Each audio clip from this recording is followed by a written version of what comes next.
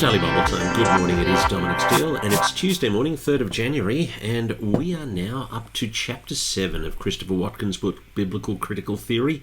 I got up at 6, I've been reading it for an hour, and then I ended up, my alarm went, and Samuel and Emily, I was due to meet them, our missionaries, for our quarterly review of how they're going and updating and encouraging them, and so I ended up spending an hour and a half on the meeting with them and praying for them and encouraging them in the mission work that they're doing over there in Portugal. And it is so encouraging to hear the work that they're doing. Anyway, back into Christopher Watkin's book, the 5 or so questions at the end of the chapter. We get to chapter 7, it's from Lamech to Noah, and I guess you'd say, having done creation, Trinity, and fall, we're now at a slightly less familiar ground. The questions at the end of the chapter: what conclusions can we draw about culture and cities from the account of their emergence in Genesis 4 and 5? How does the technical attitude help us to see the continuities between ancient religion, sorcery, and modern society? Explain the N-shaped dynamic with an example or illustration. And then if you had to commend the U-shaped dynamic of grace and bounty to somebody living a life rhythm by the N-shaped logic of tit for tat, what argument, stories, or illustrations might you use? We're going to have to discuss that U-shape and N-shape in this. And then how does the biblical account of Noah undermine the idea that we are trapped by our past? So the chapters immediately following Genesis 3 tell a sorry tale, says Christopher Watkin, of rapid decline in which increasing human brutality and arrogance are met with God's condemnation and judgment, but also God's grace. It takes Cain only until the 9th verse of chapter 4 to murder his brother with his stubborn attitude of autonomy, permitting him no remorse when he is confronted by God. And then that spiral from Cain all the way down to Lamech. And Lamech is a super unattractive person, least savoury characters, thug, says Watkin.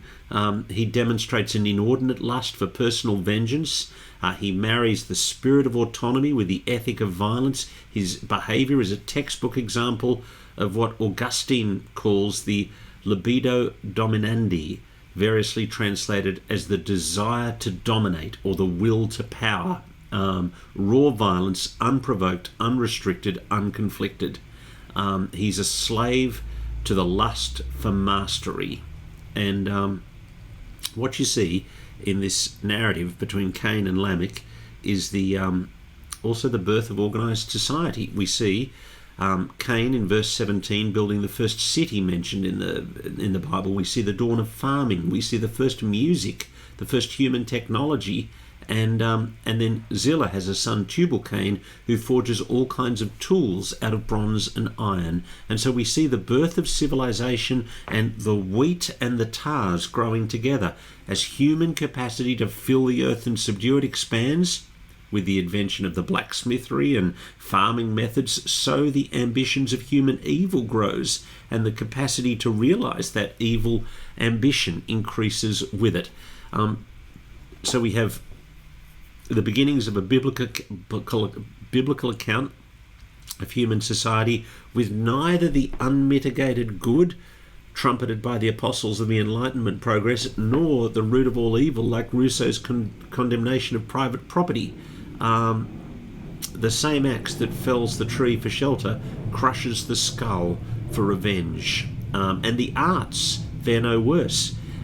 It is Lamech who gives us the first recorded poetry after the fall. His war song reveals or revels in excessive revenge and stands in sorry contrast to Adam's poem of delight at the creation of Eve back in Genesis 2:23.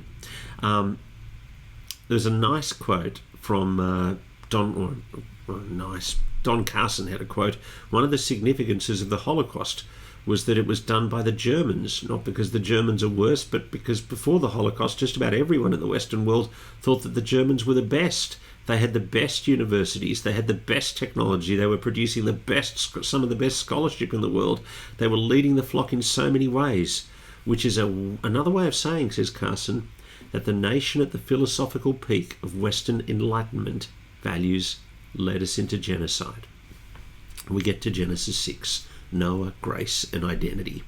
By the time we get to Genesis 6, human wickedness fever pitch, God's heart breaking point.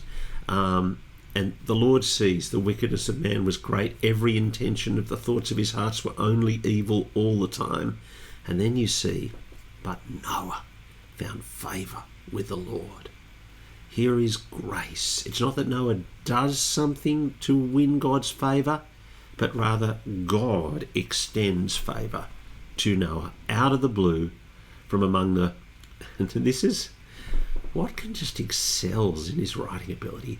Out of the blue, from among the rolling, festering generations of rancid, decaying sin, slumping to an ever deeper depravity, suddenly a beautiful flower of grace sprouts and grows, seemingly unsown and definitely unexpected.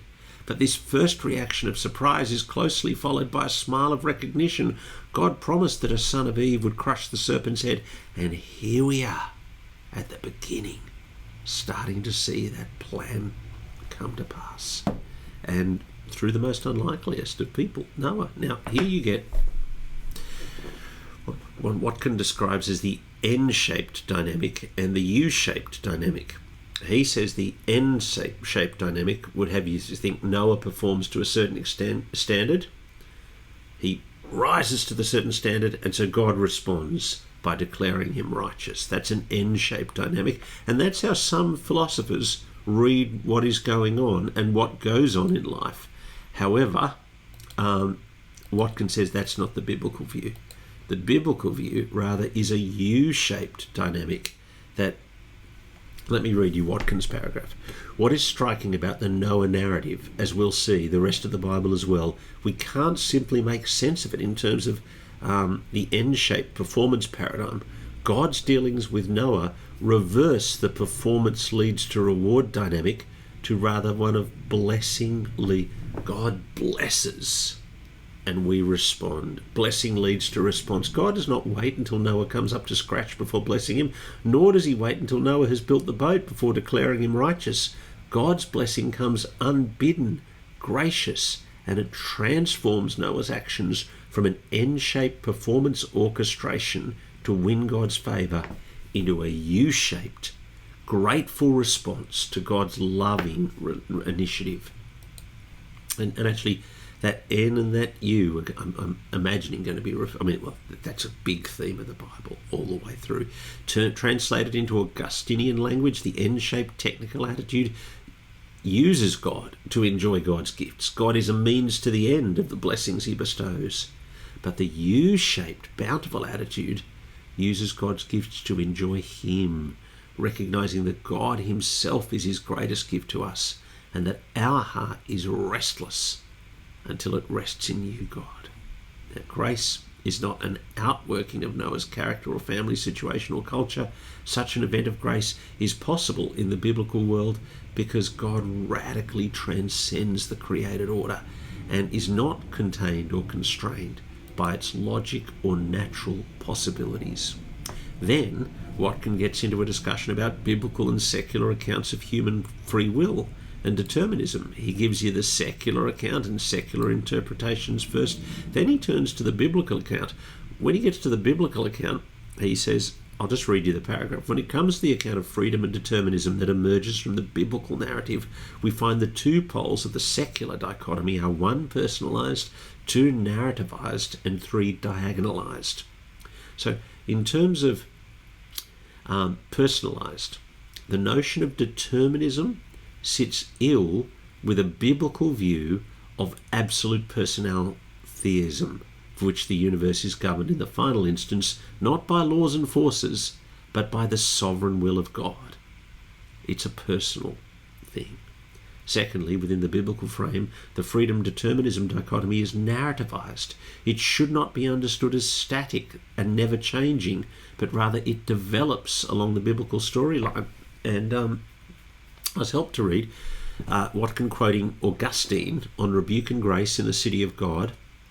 Augustine expresses this narrativized account of freedom in terms of 4 successive states. 1, the state of Adam and Eve in the garden, is that they have freedom to sin. It's possible for them to sin. 2, the state of humanity after the fall, it is that it is impossible for them not to sin.